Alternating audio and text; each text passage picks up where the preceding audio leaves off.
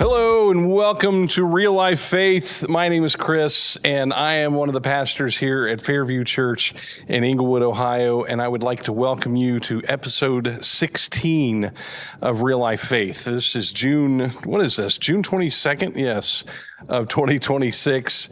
And I want to welcome you to this particular episode of Real Life Faith. I'm trying to work on my technology and talk at the same time, so forgive me if I'm a little distracted by that. Okay, there we go. So, Real Life Faith, if you don't know, is a ministry of Fairview Church in Englewood, Ohio. And if you're watching on YouTube, I would encourage you to subscribe to this channel. That helps us. We're trying to get this channel to the point that it could be a little bit of a fundraiser for the church.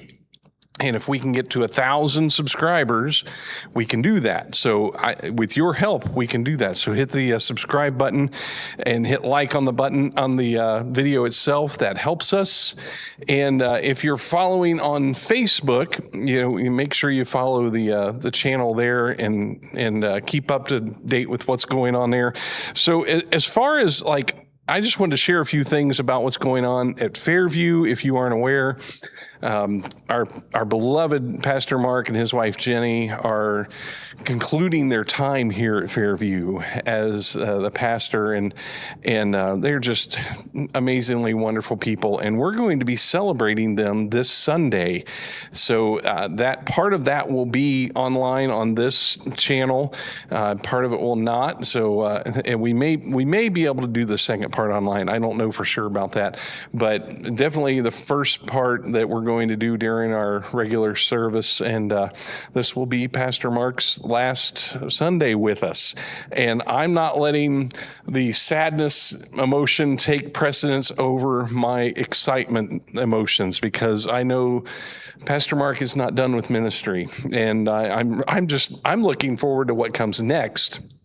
And we'll just see what that is. And he doesn't know right now, but he is following God. And that's the thing that I get excited about, is that he's following God in this. And it's going to be, we're going to be sad, but we're going to celebrate. So that's this Sunday. This past Sunday, we had our annual Father's Day car show. The youth had a car wash recently, but we had our annual Father's Day car show. It was huge. It was enormous. We had so many cars. I never did get the final number, but I know we were over 107 at one point, and I think it went well beyond that. So that happened. And then on the 4th of July, here in Englewood, we have the fireworks down the street here at Centennial Park. And, if you would like to watch that from a very cool angle, our parking lot happens to be a very cool place to have that cool angle to see the fireworks. So if you would like to join us for that, we're going to have hot dogs, we're going to have water, we're going to have popcorn, I think. I think there's going to be all sorts of fun things, some gifts for the kids too. And I don't know why I'm picking that up. That's random. So if you aren't familiar with Real Life Faith, this is a podcast where we're going through this book called Banding Together, and I can't find the cover to show you, but it's a great reading plan, if you will. It's a workbook to go through. It's going to go all the way through the Bible, and it's going to take us like a year. It's going to take all these episodes. My goal, I haven't shared this before, my goal is 52 episodes.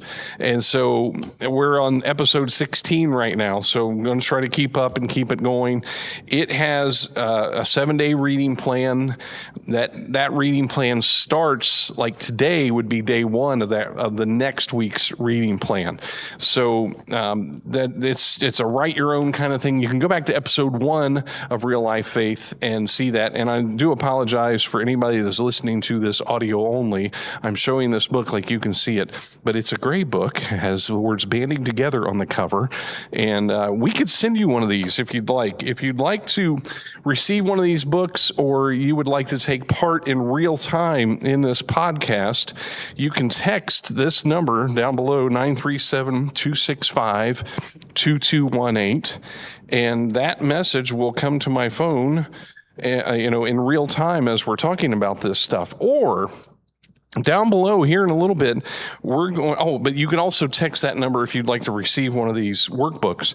But down below in the comments, whether you're on Facebook or YouTube, if you would like to share one of your journal entries, you don't have to write it all out if you don't want to, unless you just really want to type it all out. You can write, like something that meant something to you, and you don't have to wait till I get to the day to do that. If you want to go ahead and write that in. And so this week, wait a minute. Let me see if I can find it. This week, this is what our reading plan looks like for this week. And this is what we'll be going through here in just a little bit. But before I get there, one of the things that would help the ministry of Fairview a lot is if you would like to give to Fairview, you can do that right on our website, and it is super easy. You can go in there and punch in, how much you'd like to do if you want to do it to just the general fund, and you can type in any amount you want to do there. If you want to do $5, you don't have to do $100. You can do whatever you want. So that would be something that would help the ministry significantly. I walked in tonight, and one of the banes of my existence here, we have an old light set up that we would really like to update. And I was thinking, wow, if we could just get a few $1,000s together, we could do that. And I know the lighting doesn't look great on video.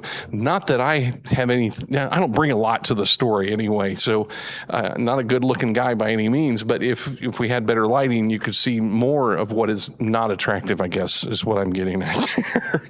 So we're going to get into we're going to get into our the part of the workbook, and everything we do in this podcast, every time, there's a process to it. There's a methodology to it. And, we tried to keep that original and fresh, but there's something to the methodology. The Methodists get this. There's that method that they have, and we're going to try to do that all through this series of going through these and giving time to it with intentionality, giving time to it so you can process these things and know they're coming. And these are just a few questions that we like to go through to kind of prepare our hearts, if you will. So before we get into that, I would like to pray real quick. Lord, we just thank you. Thank you for your son, Jesus. Thank you for blessing us. Thank you for your forgiveness. Thank you for your grace and your mercy that's new every day. And Lord, I just pray that you would help us to grow a little bit closer to you. Help us to know who you are. Help us to identify with you in our everyday life. And Lord, I just pray that you would make your faith real life to us. And we ask all these things in your name. Amen. So here's your questions. And like I said, these are not to make anybody feel guilty or anything like that. I say that every time, but there's a reason for that. And it's not to make you feel guilty. It's not to make you feel like you failed. It's just like, let's just think about this together. Let's process this together. So how many days did you read the Bible this week? And how did you hear God speak this week? And if you felt like God spoke to you in a way that that was just out of nowhere, like not an idea that you had, but something that God put on your heart, what was that? And if you'd feel so inclined to share that, you can share that. But how did God speak to you? And if you'd like, you can share a journal entry. Hey there, Beth, I can see you there. So if you'd like to share a journal entry, feel free. If that's not something you feel comfortable sharing with in the public space, I get that. And you can text that in at 937-265-2218. And the final question there is, did you have any questions from your reading?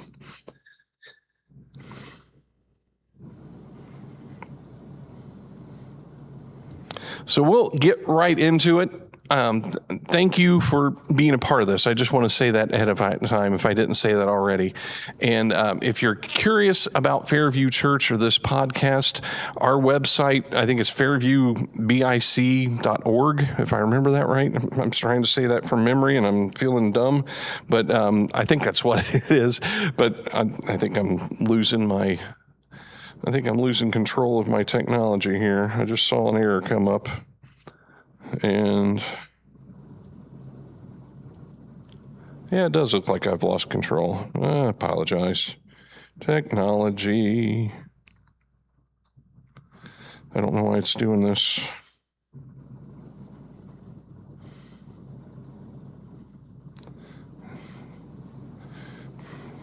Let me try something here.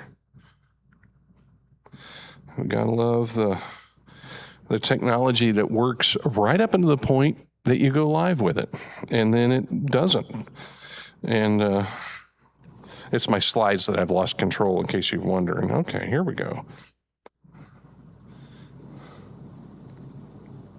So you can be praying for our technology, and you can see why we need to upgrade some of our stuff. So this week, like I already said, this is what we're going over this week, and towards the end, I will have what we're going to do for next week. And let's get into this. So the reading plan for this week on day one was Genesis 28 and 29. Now, I don't always go into something from every bit of reading. To respect your time and to not make this too long, I do try to keep it brief. And to be honest, sometimes I read through something like Genesis 28 was a little bit of a challenge for me, and I didn't have anything that I really drew out of it. So I thought, why worry about that? So we're looking at Genesis 29:34. And if you haven't read this, it's a story to struggle with. It's a story, you can see some messed up people doing messed up things, but God is still using them. That's the overarching theme through all of these Genesis chapters that are a little bit of a struggle, at least from our understanding of things today, of having multiple wives and all this stuff. So again, this is the story found in Genesis 29. And it says, again, she conceived. This was Leah. And when she gave birth to a son, she said, now at least my husband will become attached to me, because I have borne him 3 sons. So his name was Levi. And if you don't know, the word Levi means attached or joined. And I just find it so sad that Leah was just trying to get the attention of her husband. She was feeling like second fiddle to her sister. And she's like, well, if I give him 3 sons, maybe I'll be good enough.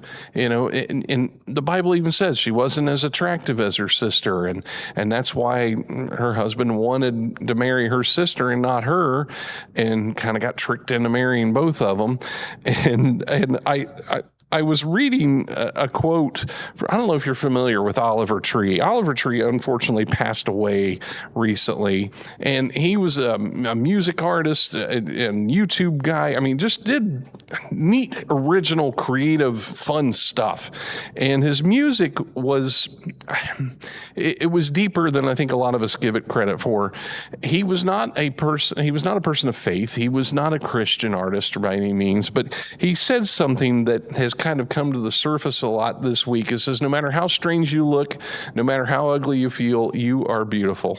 And I thought that was worth comparing to this. Leah was just trying her best to be accepted. And one of the things Oliver Tree always talked about was you are you. You don't need to be accepted by other people. You can be who you are. It's not what you do that makes you cool. It's that you are. That you're cool. My friend Lou runs a skateboard team and manufactures skateboards, and he always tells young skateboarders, you don't have to have the latest trucks and the latest wheels and the latest bearings and the latest deck and everything to be cool. You're cool because you're you. And unfortunately, Leah didn't see it that way, and she was trying to get the attention of the man she was married to, and it's just sad. That's a sad place to be, but I think we can all in some way find ourselves in places where we are trying to get the attention of somebody or trying to get acceptance, and if you've been hurt by that, let's pray about that together, okay? That's something I understand, and I've been there. And so I think that's something that we need to pray about. So if that's something you've struggled with, of trying to get acceptance and trying to do something to get that attention and feel like that's where your value is, let's pray about that. You can send me a message and let me know your thoughts on that. But let's move on to day 2. This was the second day. It was Genesis 30. And then this is a story within a messed up family and people doing messed up things, but God is still sovereign and still using them to provide the lineage that would lead to the Messiah, Jesus Christ. But in that process, when Rachel saw, now this is the other sister, when Rachel saw that she was not bearing Jacob any children, she became jealous of her sister. So she said to Jacob, "Give me children or I will die." Now, it's interesting that she had all the attention, but not the children. And the other sister had the children, but not the attention. And both wanted what the other one was getting. And I think we can all identify in some way, shape, or form. Isn't it comforting that we can identify with human beings who existed so long ago, and we have the account of their lives written in our Bible, that we can go, I think I understand this. I understand where that person is. And how do we invite Jesus into our lives in a way that he changes those notions and those ideas that we have to do something or be something to be accepted? And that's something to put to prayer, let me tell you. So let's move on. The day 3. Then the Lord said to Jacob, "Go back to the land of your fathers and to your relatives, and I will be with you." I will be with you. After all this time, and if you read through that, he spent a lot of time away from his family. And there was some tension there, possibly going back, that could be an issue. And that's why, you kind of have to, I always read the Bible in context. You always want to read what the Bible is saying within the context of the verses around it, the chapters around it, and understand it could have been a dangerous situation for him to return to his home.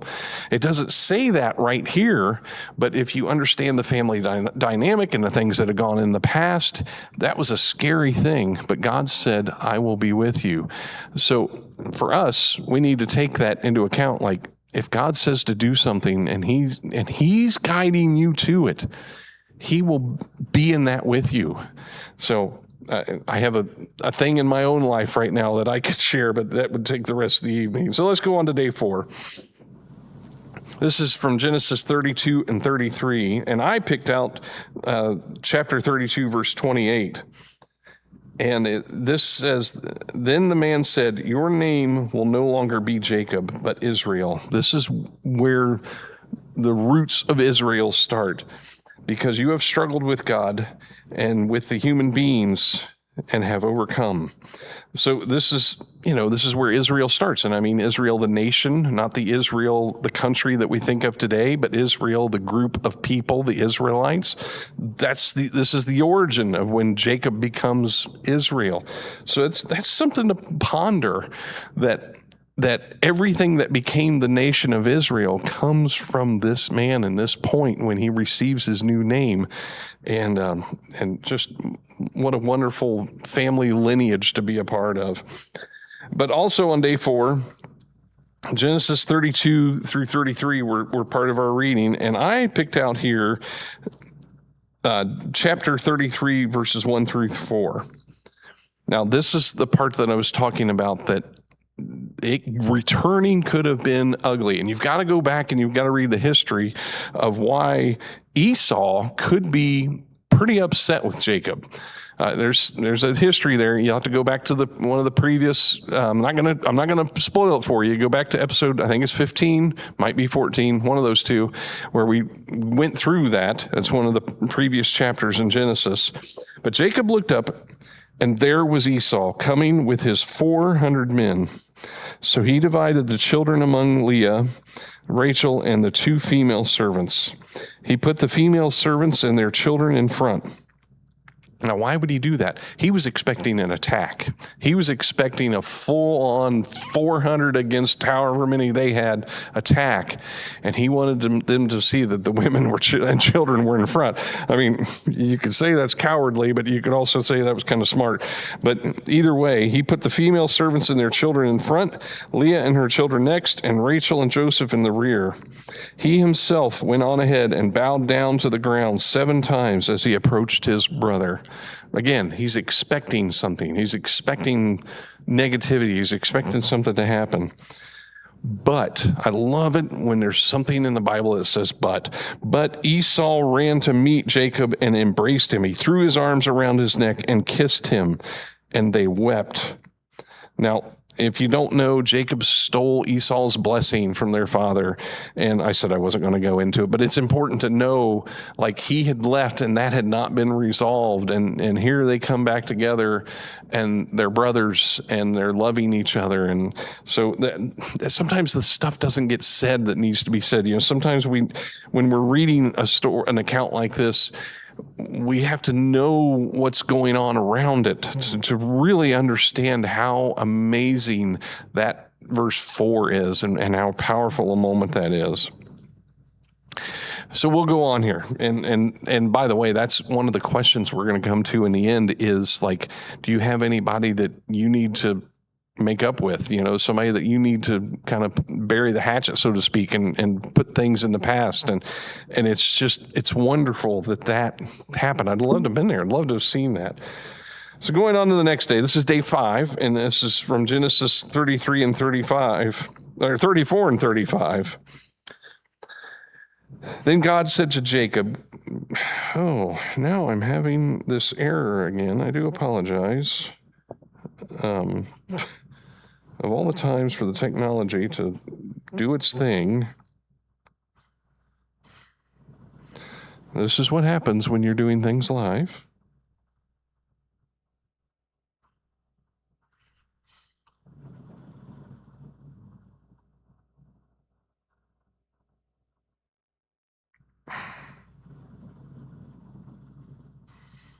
I do apologize for this. This never happens. I wonder if I need to rearrange stuff on my table here.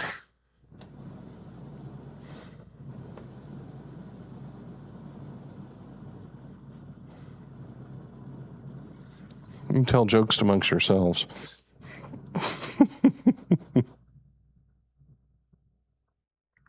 So I have to explain the technology here. So we have a computer in the back of the room that holds all of our presentation stuff. We run a program called Proclaim, and it's where all of the graphics come from. And I have a tablet sitting here in front of me that I control that with, and it's all connected through Wi-Fi, and it is for some reason giving me absolute fits today. And it always works so well normally that I don't understand why it's...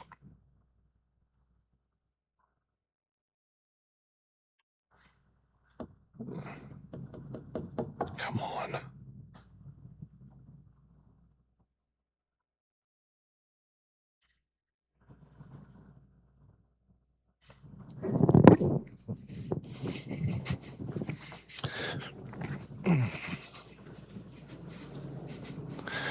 So this is Genesis 35, 1 through 3. Then God said to Jacob, go up to Bethel and settle there and build an altar there to God, who appeared to you when you were fleeing from your brother Esau.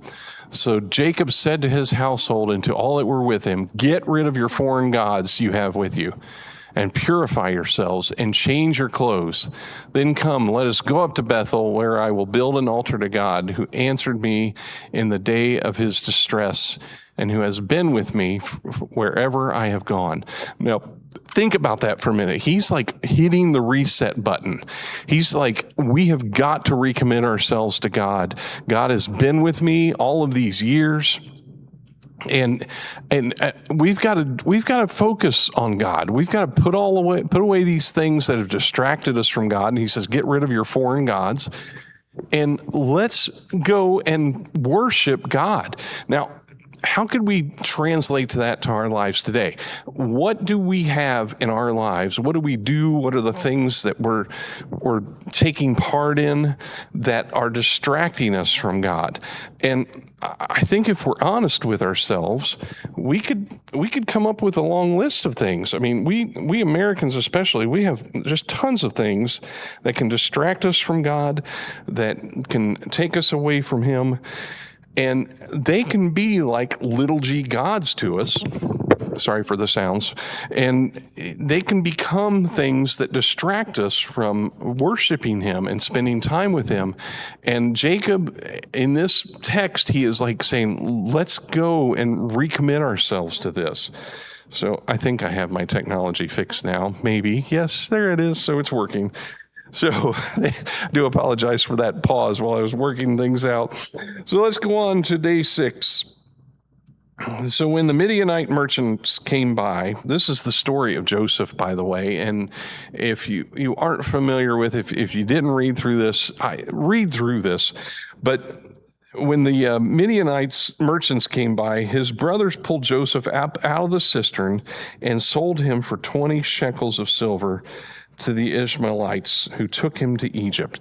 Can you imagine having such little respect for a fellow human being that, one, you'd throw him in a hole because you don't like his opinions, and 2, you would sell him off as a slave because you don't like his opinions, you don't like the stories he tells, you don't like his perspective on things. And that's exactly what happened.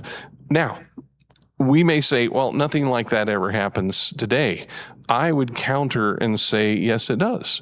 I think we have a big issue in our nation of people who do not value people who have different perspectives. You can see it in the divide in our country. You can go to any social media post about just about anything and find people speaking horribly of each other. And to the point, if you dig through social media enough, you can find people who wish ill on others because of their perspectives and even wish to see them die. And that's something we've got to address in this country. I mean, not to dig into the political mayhem, but when we're reading these stories in the Bible, I think it is so valuable to look at our own lives and ask the question, am I doing anything like this? Or have I experienced anything like this? Or have I been on the receiving end of something like this? It's not stories that have been passed down through time to us. It's stories that have been given to us in all time to reflect and understand how we might be in that same space and we might be doing the same things. And I know a lot of people like to say, no, that's not me. I don't do anything like that, but it's happening all around us. And so it's something I think to pay attention to. And I like, even in our own spirit, maybe we're not the type to say something attacking to somebody when we see somebody with a different perspective, but do we have an opinion of somebody when they state something? Do we think negatively in our heart about them? Or do we work to try to understand their perspective?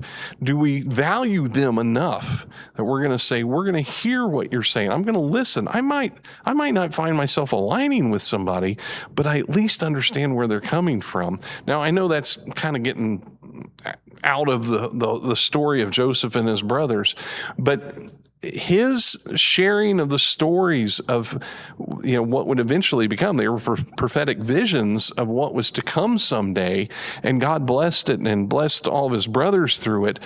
But boy, they didn't like it at the time. They didn't like what he was saying. And to the point that they treated him as less than human and threw him in a pit and sold him. And we may not throw somebody in a pit and sell them as slaves, but I think sometimes the way we treat other people can be very similar to what they did. So that's something to take from that. Day 7. God's sovereign grace. This was I was trying to draw something from Genesis 38 that was like, what is what is something that I can draw from this? And so I was doing some searching, I was doing some reading, I was doing some, like thematic looking at the overarching story of Genesis 38. And I came across this, and I put a typo in here, I'm so sorry, but it says, God's sovereign grace and redemption over sin. God maintained the lineage of the Messiah through deeply flawed human beings. And that is something to think about when you're reading all through the early, all these stories in Genesis where you're reading, you're like, is this really how they lived? Is this really what they were doing? But God used them, and God was fulfilling his promise through this line of this family that we would eventually, if you track the genealogy far enough, gets all the way down to Jesus. So he didn't come from a perfect background, didn't come from a perfect lineage, but God was at work, and he was providing the end of that story in an amazing way. So let's move on to our accountability questions. And if you would like to say what you're thinking about maybe doing one of these discipleship groups with some people that in person, and you would like one of these books, these are questions that are in the front that are to guide your time together. And so these are those questions that appear in the book. And so let's just go through them together, and you pretend like you're here with me, and you answer these questions for yourself. And if you'd like somebody to talk to about this, of course, you can text us at 937-265-2218. But here's the first question. How is it with your soul? Where do you spend time? Do you spend time anxious? Do you spend time fearful? What is it that is on your soul all the time? And that question number 2 there is, what are you celebrating? Which indicates that we should be celebrating something. Where are you struggling or being tempted? Is there that thing that you have been dealing with, maybe not in the most positive way, and maybe there's something that you finally need to take a different kind of action to deal with? I don't know what that could be, but maybe there's something that has been tempting you, that you need a different plan of attack. How has the Holy Spirit been speaking to you? And I would argue that the Holy Spirit speaks to us all. It's just a matter of if we are listening. Do you have any sin to confess? And what is that? And please feel free, if you're watching this, you can hit the pause button. If I'm going too fast, don't hesitate to push that pause button. You will not offend me in any way, shape, or form. Have you been angry, fearful, or anxious, and why?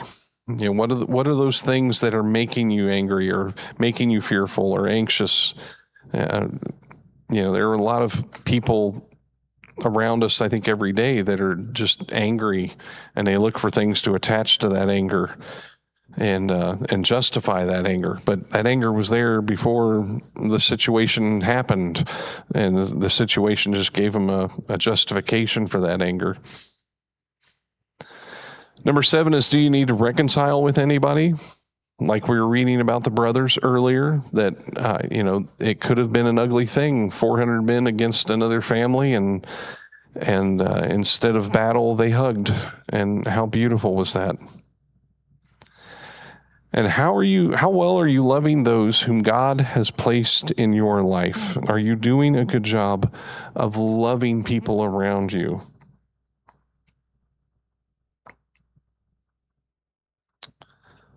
And then these next 3 questions: who are you praying for this week and why? And I would love to receive a text message. If you have somebody that you're praying for, I would like to join you in prayer. If you text 937-265-2218, I will join you in prayer for that. And who are you praying would surrender their life to Jesus? And like I mentioned earlier, who is someone you could start a discipleship group with in the future? And maybe some names popped into your head, and I would say if names pop in your head when you read that question, hear me ask it, or you ask it yourself, then those are people you need to start praying for. Those are people you need to start praying about, like, God, are you leading me to do a study like this with some other people? And I would say go for it. Go for the prayer. Pray the big prayer. Pray the prayer that seems foolish, and bring it before God. And like I've said before, if you'd like to receive one of these workbooks to do that, or if you would like to receive one of these workbooks to be a part of what we're doing here on this podcast, like I said, this is episode 16, and I'm hoping to make it 52 without missing any, that is. Then and you can join in at any time, and at like, say you joined in July, you could run all the way through July and August, September till we get done. I can't remember when I started exactly, but you could circle back around and use the early episodes of this podcast to kind of track with what's in the book. And I am trying to do better. I have not done it well, but I'm trying to do better to get all these reading plans in with the videos, both on Facebook and YouTube, so you can find those better. But once you start tracking along with the workbook, you can kind of figure out where we're going. So that, like I just showed you there, that's next week's plan. If you'd like to screenshot that, and if you don't have one of these workbooks and you're just kind of going along broadcast to broadcast, you can do that.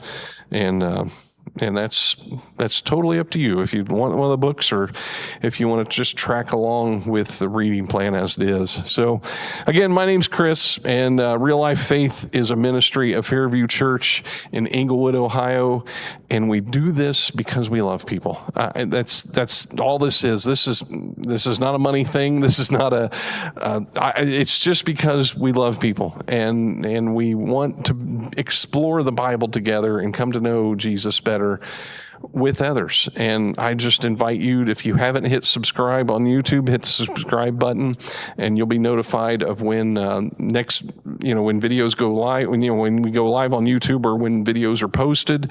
And there is also a playlist that I've tried my best to keep updated, but all the videos from the previous lives are all here on YouTube. Some of them I had to record. So if you go into our videos section, you will find the ones that are recorded, and if you go into the live section, you'll find the ones I did live. But if you find the Real Life Faith playlist, all of them will be grouped together and should be in order. As long as YouTube doesn't do anything funny, all of them should be right there together. And you can find, if you go on Facebook, you can go to the videos section and you can find everything, whether it was done live or recorded or whatever. So thank you for being a part of this. And again, if you have any questions, you can text in, you can send a message to the church if you want to do that.